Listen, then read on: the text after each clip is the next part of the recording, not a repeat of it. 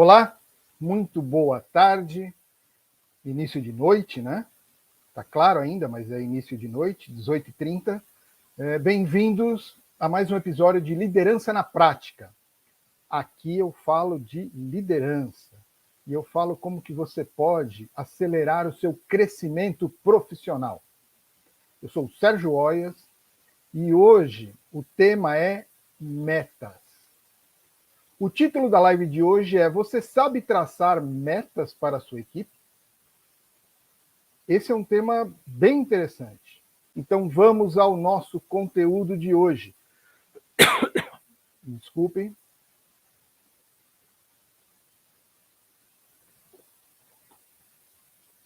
O título então hoje é: Você sabe traçar metas para a sua equipe? Gente, hoje é uma oportunidade bem interessante, tá?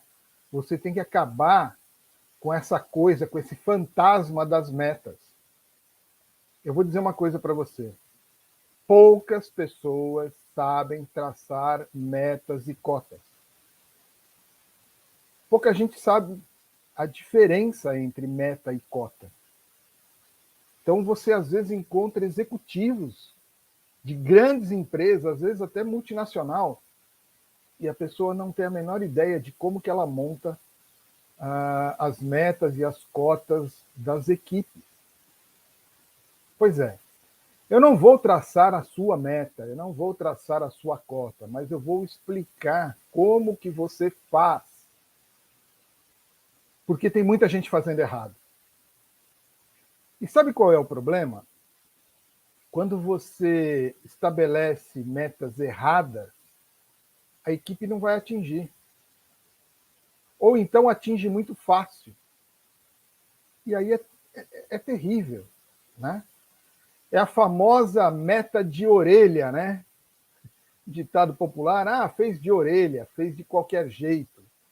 Então, deixa eu contar uma situação para vocês que acontecia comigo quando eu competia tiro.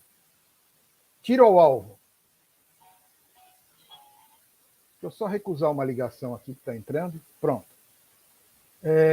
Então, quando eu competia tiro, existia uma situação assim. O primeiro tiro é um tiro de ajuste. É quando você vê quais as condições do stand de tiro, quais as condições de vento, de iluminação. Então, você dá o primeiro tiro e aí você faz a correção para os próximos. Um grande problema é quando o primeiro tiro vai no 10. Nossa, não é bom? Parece que é bom, né? Primeiro tiro já foi no 10. Mas isso é um problema. E agora eu corrijo para onde? E agora, esse tiro foi sem querer? Aí eu sou obrigado a usar o segundo tiro para fazer correção. Se o segundo cair no 10, ótimo. Confirmou que está tudo certo, vai em frente, né? Mas aí, às vezes, o segundo cai no 8. E, meu Deus, e agora? O primeiro eu acertei ou o segundo eu acertei? Faço a correção? Aí você faz a correção para o terceiro tiro. O terceiro deveria cair no 10. Digamos que ele não caia. Começa a ficar complicado. Por que eu estou contando isso para vocês? Quando você estipula metas fáceis e a equipe atinge as metas muito facilmente, você fica meio perdido. Nossa, acho que eu não fiz direito, né? Existe uma maneira de você estipular as metas fáceis para a equipe atingir, mas quando é a primeira vez. Olha, vamos começar agora. Então, o primeiro período que vai ser medido, mensurado, como estratégia, ele pode ser fácil para fazer com que a equipe atinja e aí fique motivada, né? E aí você sobe o sarrafo, aumenta um pouquinho a meta e assim vai indo. Mas quando você faz sem esse objetivo de motivação, aí você fica perdido, né? Então, gente, olha só, você vai entender aqui que se você não estipular as metas e as cotas de maneira correta, você não consegue nem motivar a equipe e nem melhorar a performance e a produção da equipe. Bom, quando eu trabalhei numa multinacional canadense, eu aprendi o conceito de forecast. O forecast é uma previsão de vendas, né? E aí também um método de estipular cotas e metas. Mas existem vários métodos e existe também o feeling, o seu sentimento de como que você vai colocar essas metas. Bom, esse conceito de forecast é bem interessante. Imagine que uma empresa tenha produtos, que era a empresa que eu trabalhava, ela fabricava produtos, e esses produtos, obviamente, precisam ser vendidos. Uma coisa que custa caro é armazenagem, é estoque, né? Estocagem é caro, metro quadrado é caro, estocar é caro. Então, a empresa que eu trabalhava tinha como uma das metas estoque zero. Significa que a área de vendas tinha que fazer um forecast, uma previsão de vendas muito boa. Porque aí a fábrica ia produzir exatamente aquela venda prevista. E aí não tinha problema de estoque, era praticamente estoque zero. Fabricava aquilo que já ia vender mesmo. Muito interessante esse conceito, não é? Pois bem, só que esse conceito só é possível se você souber estipular muito bem cotas e metas. Imagine que se você não tiver uma previsão de vendas muito bem embasada, significa que você vai fabricar menos, e aí não vai ter para entregar, ou você vai fabricar mais, e aí tem que estocar.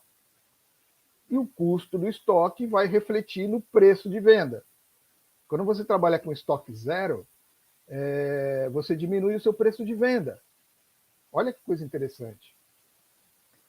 O Grupo Pão de Açúcar desenvolveu lá um sistema deles de CRM, de relacionamento com os clientes, que era o tal da...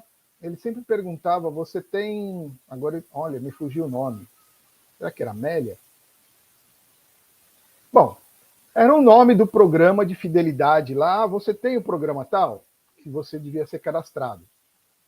Tá, o que você ganhava? Se você se cadastrasse nesse programa, e eu fui cadastrado, e aí eu tinha descontos em alguns produtos, tal. A gente tinha alguns benefícios só de se cadastrar no programa de fidelidade. Cartão Mais, lembrei. Você tem o Cartão Mais? Que era do Grupo Pão de Açúcar, um dos primeiros cartões de fidelidade que foi lançado no Brasil. E o que o Pão de Açúcar ganhava com isso? Olha só, imagine que eu sou uma pessoa que aprecia o foie gras, o patê de fígado de pato. Pois bem, eu recebo meu dinheiro, isso é uma coisa cara, então eu recebo meu pagamento no dia 10, no dia 15 eu fui no Pão de Açúcar, no supermercado, e fui lá e comprei uma latinha de foie gras, de patê de fígado de pato. Ótimo. No outro mês, a mesma coisa. Eu recebo no dia 10, no dia 15 eu fui e comprei uma latinha de patê de fígado de pato. No terceiro mês, no dia 14, o supervisor chamou lá o repositor daquela área e falou o seguinte para ele: cadê o patê de fígado de pato? Tem que colocar na prateleira. Amanhã o senhor Sérgio vem para comprar, amanhã é dia 15. Entendeu? Olha como isso é inteligente. Então, quando eu tinha o Cartão Mais, a menina do caixa perguntava, tem o Cartão Mais? Tenho. Aí eu entregava esse Cartão Mais, eu tenho quase certeza que o nome é esse, gente. Eu entregava o Cartão Mais, ela passava o cartão e registrava as minhas compras. Isso ia tudo por um sistema de um CRM, que depois juntava com de um monte de gente, e aquilo era o parâmetro para eles colocarem os produtos na prateleira. Então, aqueles produtos que iam para a prateleira precisavam chegar na unidade na véspera e sair do centro de distribuição 48 horas antes, ou seja, diminuiu muito a necessidade de estoque, porque ia para a prateleira aquilo que eles já sabiam que iam vender. Olha que inteligente isso, né? E tudo isso tem a ver com o sistema de metas, de cotas que a gente está falando hoje. O líder, ele tem que saber estipular cotas e metas, tá? Eu já implantei esse sistema de cotas, de metas em algumas empresas, com premiação. Aí vai uma dica muito boa, tá, gente? Premiação. Quando você for premiar alguém da equipe ou a equipe, evite fazer premiação em dinheiro, tá? Premiação em dinheiro dá menos resultado. A premiação que dá mais resultado é a premiação em coisas. Por que em coisas? Eu vou dar um exemplo. Digamos que eu chego no final do ano e eu vou premiar alguém da minha empresa, da minha equipe, e eu tenho lá uma verba de R$2.000 para premiar a pessoa. Ok. Eu transfiro para a conta dela, dou um cheque, sei lá, faço um Pix de R$2.000, ela fica muito feliz. Ela vai gastar esse dinheiro aí, ou ela vai pagar uma dívida. Hoje em dia, o mais provável é que ela vai pagar uma dívida com esse dinheiro. Pagou a dívida, no dia seguinte esqueceu do prêmio. Na verdade, ela vai chegar em casa, talvez ela nem conte para ninguém, porque se contar, a pessoa pede dinheiro emprestado, né? Ai, ganhei R$2.000. Ai, que bom, empresta 1.000 para mim, porque eu estou precisando. Tá. Agora, digamos que eu não dei dinheiro. Digamos que eu pegue esses R$2.000 e compre uma TV. Dá para comprar uma boa TV com R$2.000. E dou essa TV de prêmio. Essa pessoa vai chegar em casa com essa TV grande. Já dá para comprar uma TV aí de pelo menos 40 polegadas. Ela chega com essa TV e aí começa que, dependendo... Imagine se ela for de condução, for de ônibus. Atrapalha todo mundo com aquela caixa da TV. A hora que desce, todo mundo olhando. Mas esse é um problema bom. Ela tem que explicar para todo mundo. Imagine no ônibus, gente, desculpa, sabe? Mas é que eu ganhei como funcionária do ano, então, desculpa, tá atrapalhando vocês. Ela é obrigada a explicar, e aí as pessoas, olha, parabéns. Aí chega em casa, passa pela vizinhança, a vizinhança, nossa, o que é isso? Comprou? Não, ganhei, melhor funcionária do ano. Ó, parabéns, chega em casa e é obrigado a contar para mãe, para pai, para marido, para filho, né? Que ganhou aquele prêmio. Aquele prêmio vai ser colocado num lugar e durante uns 2 anos, mais ou menos, ela vai assistir aquela TV. E toda vez que ela olhar aquela TV, ela vai lembrar que ela ganhou aquele prêmio. E toda vez que ela lembrar, ela se motiva novamente. Então, essa é uma dica bem importante, tá, gente? Premiação não é em dinheiro, é em coisas, tá? Sempre que possível, em coisas.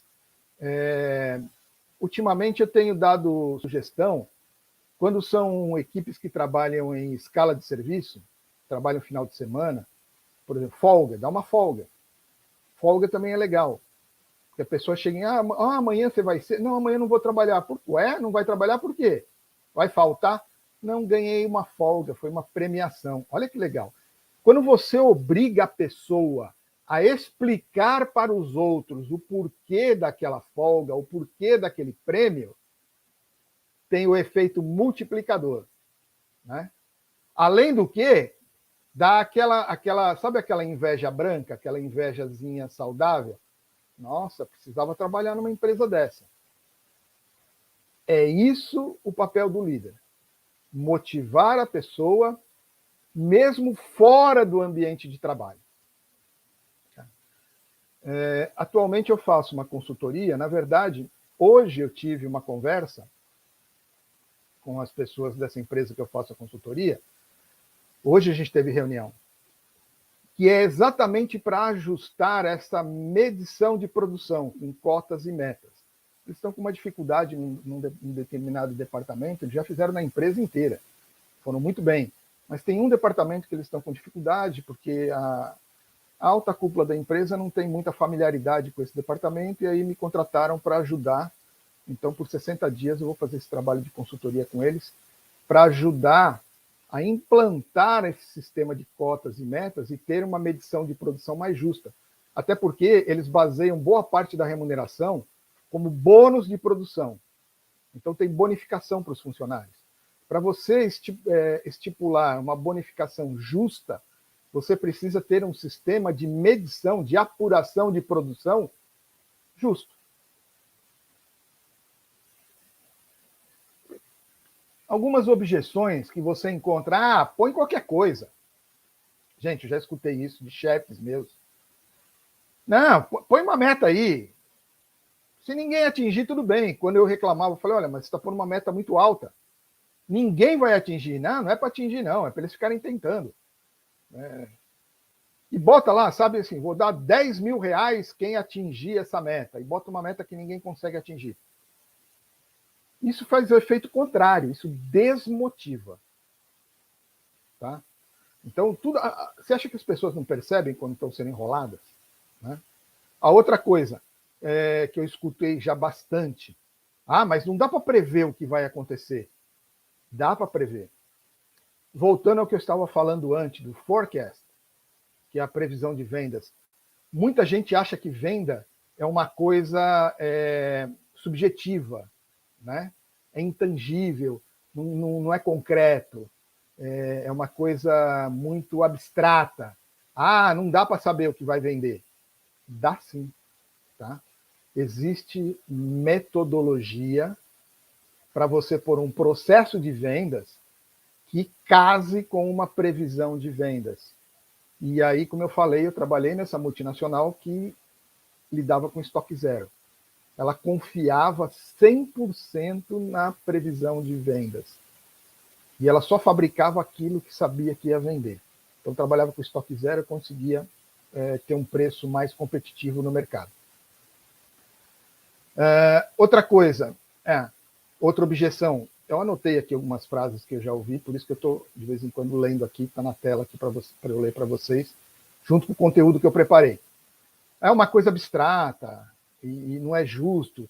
Tem gente que consegue, tem gente que não consegue. Veja, se você fizer direito, é até uma maneira de você corrigir erros de recrutamento e seleção.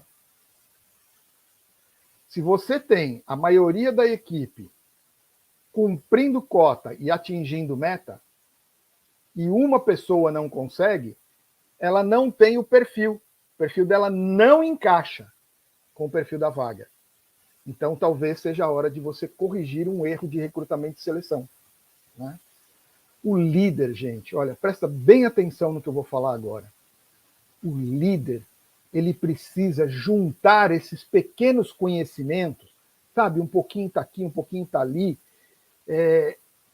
e transformar esses pequenos conhecimentos num processo unificado e aí desenvolver a sua equipe e ter grande performance.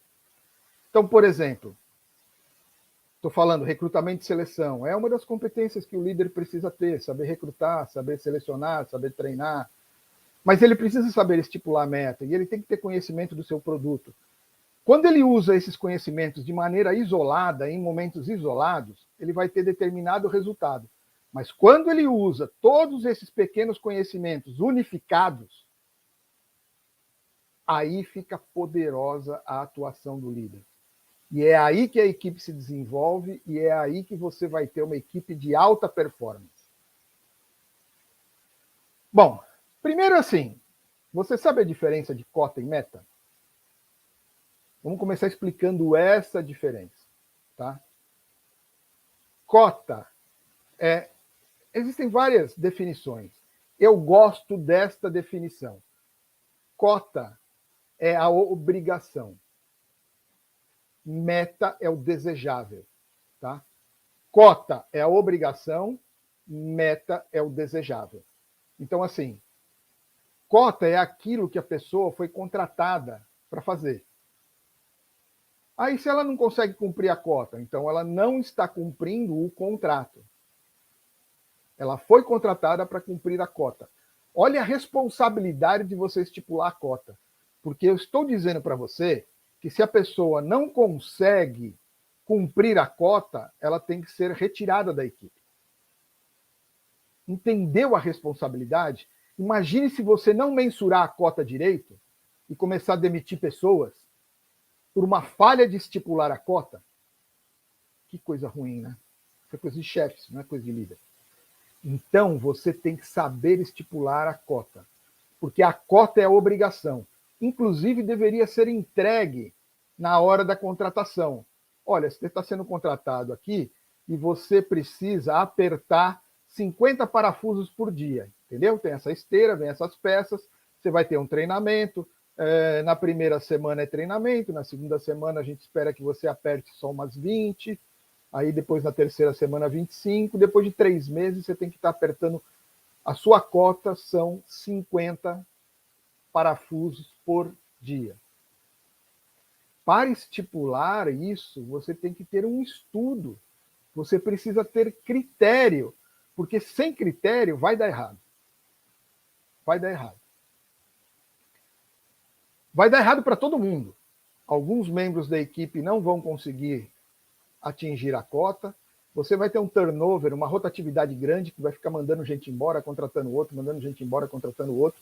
Daqui a pouco, acima de você, as pessoas acham que você é o errado, e é você o errado, e aí te manda embora e coloca outro no seu lugar. Tá? Então, vamos lá, de novo. A definição de cota e meta. Cota é a obrigação. E cota é sempre o individual. Tá? Meta, ela é o desejável. E a meta, ela tem meta individual e meta coletiva. Ok? Tá. Como que você estipula cota e meta? Bom, você tem que estudar algumas possibilidades. Primeiro, a pessoa que estipula cota e meta tem que ser alguma pessoa que entende daqueles procedimentos. Tá? Por quê? Ela tem que saber exatamente o procedimento. Então, voltando no exemplo de apertar parafuso, tem que ser uma pessoa que já fez isso, que sabe, por exemplo, o limite humano. Então, o primeiro aspecto que você tem que analisar quando vai estipular cota e meta é o limite humano. Quanto o ser humano aguenta, sabe? Tipo prova de resistência do BBB. Então, qual é o limite humano? Né? O pessoal do BBB faz aquelas provas, você veja que dificilmente eles erram. Porque se eles fizerem uma prova de resistência que as pessoas aguentam 3 dias, 4 dias, atrapalha o andamento do programa. Então, eles fizeram um estudo, qual é o limite humano. Então, eles sabem até onde a maioria aguenta e quem se destacar aguenta até aqui, vai, no máximo. Então, porque eles precisam planejar o resto do programa, baseado em quando vai terminar aquela prova de resistência. Tá. Então, voltando, o líder precisa analisar o limite humano. Segundo aspecto que tem que ser analisado, quais são os recursos empregados? Então, por exemplo, voltando na analogia com a pessoa que vai apertar parafuso. Existe um limite humano, quanto que a pessoa aguenta ficar ali apertando parafuso. Recursos utilizados. Vai ser entregue uma ferramenta ou ela vai apertar o parafuso com a mão? Entendeu a diferença?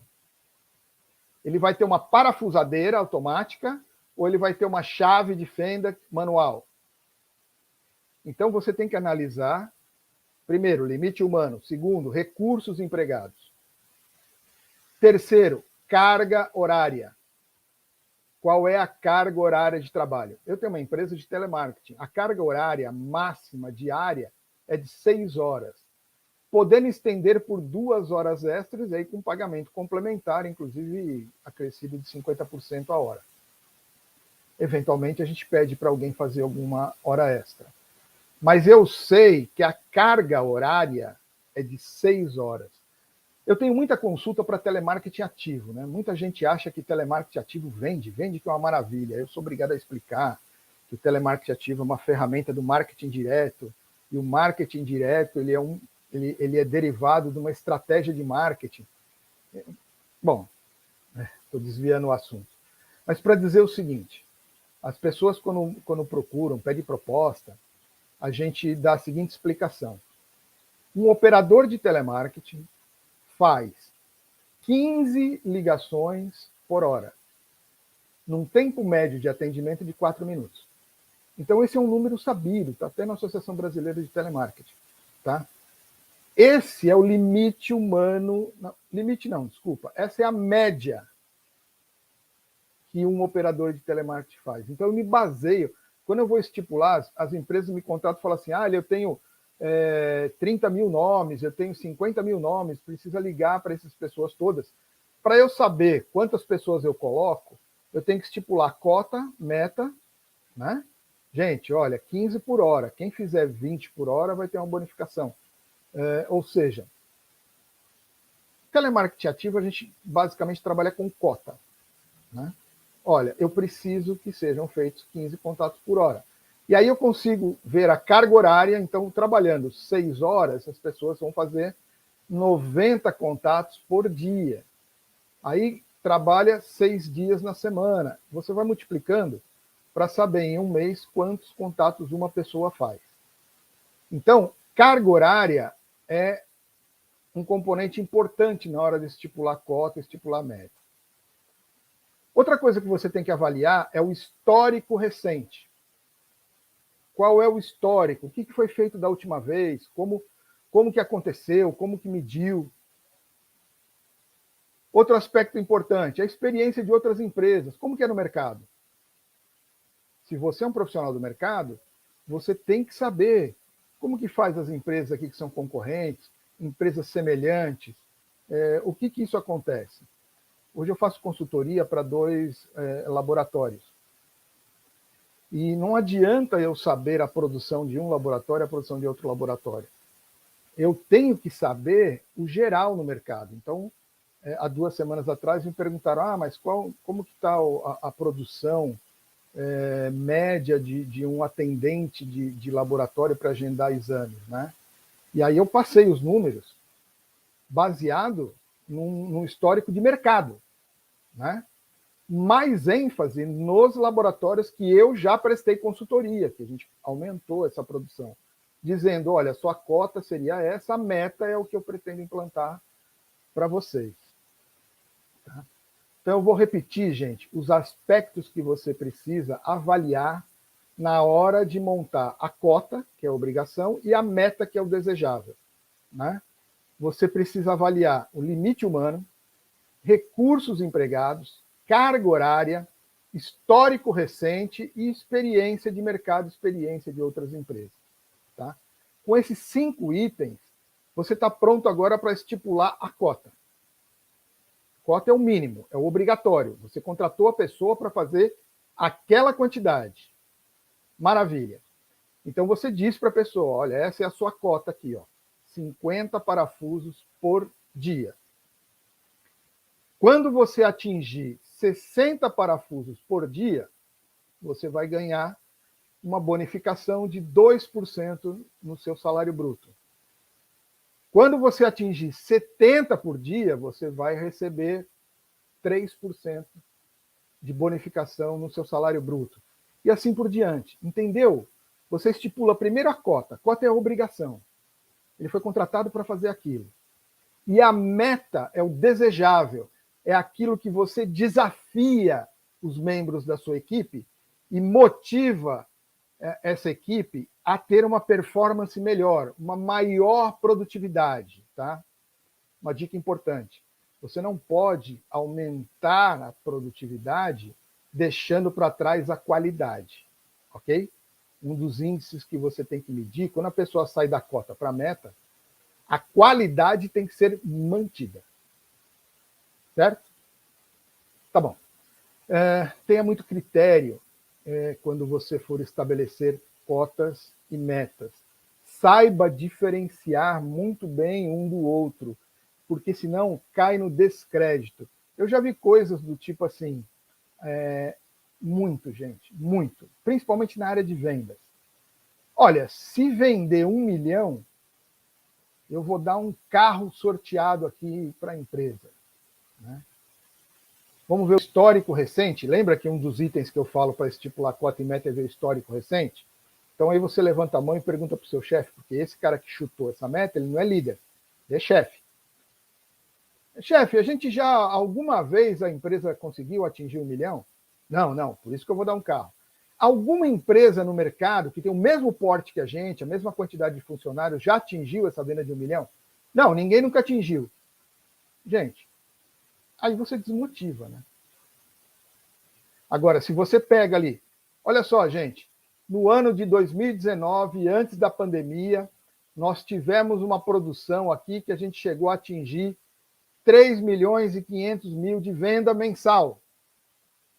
Na pandemia caiu. A nossa meta é voltar a vender igual antes da pandemia.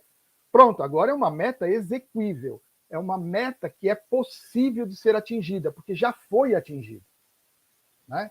Se você virar e falar assim, olha, o mercado está trabalhando com essa meta, as nossas empresas concorrentes estão trabalhando com meta semelhante, pronto, já fortificou um pouco mais o seu argumento. Como que você começa? Comece entendendo o objetivo. Qual é o objetivo da empresa? Eu já vi, você vai achar que é besteira. Eu vou contar agora, você vai achar que é besteira, que é coisa até engraçada, né? Mas não é besteira e não foi engraçado, foi terrível. Eu já trabalhei numa empresa que estipulou uma meta que os funcionários atingiram e depois ele não tinha para entregar. Estipulou a meta apostando que a equipe não ia conseguir. A equipe foi lá, atingiu a meta, vendeu e não tinha para entregar. Por curiosidade, as empresas nem existem mais, porque era na época do BIP, o pager. Então, vendeu-se tanto o BIP e depois não tinha para entregar. Foi uma dor de cabeça. Tomou processo de cliente, ficou com uma imagem ruim no mercado. Entendeu que tem que tomar cuidado? Então, qual é o objetivo? Olha, o meu objetivo é vender tanto. Tá, você vai ter para entregar? Se não vai ter para entregar, não adianta vender. Não, nosso objetivo aqui, gente, é uma produção Y, né? Tá, essa produção Y, essa cota, sustenta a empresa? Não, é que com essa cota aqui a empresa quebra. Então, às vezes também você coloca uma cota muito baixa e se atingir a cota, não é o suficiente para manter a empresa em pé, né? Você pode, inclusive, aproveitar essa estipulação de cotas para mensurar tamanho da equipe. Olha, nós temos aqui uma demanda de 5 mil procedimentos. Mas pela minha análise aqui de cota, o limite humano é de 1.000 procedimentos no mês. E a gente tem uma demanda de 5 mil. E eu tenho 3 pessoas na equipe. Entendeu que vai dar no máximo 3 mil, porque é o limite humano? Vai todo mês faltar 2 mil procedimentos? Vai ficar correndo atrás desse prejuízo? E aí enche de hora extra. Outra dica, gente. Quando você faz muita hora extra, fazer hora extra de vez em quando, apareceu uma coisa, um imprevisto, ou um serviço temporário, pontual, cabe a hora extra. Agora, se você fica fazendo hora extra muito tempo, o tempo todo, só 2 coisas podem estar acontecendo. Uma, você é incompetente. Ou, segunda, o sistema está errado. Então, vamos reavaliar o sistema. Vamos ver se o estudo de cota está bem feito. Ok? Bom, gente, daqui a pouco eu já vou estourar aqui o meu limite. É sempre entre 30 e 40 minutos essas lives, são curtas para não ficar em tédio e para não atrapalhar muito tempo de vocês. Lembrando que essa live foi para o YouTube, para o Instagram e para o Facebook. Se alguém tiver alguma dúvida, vai lá no canal do Instagram e bota a pergunta lá, que depois a gente responde. Muito obrigado e até a próxima.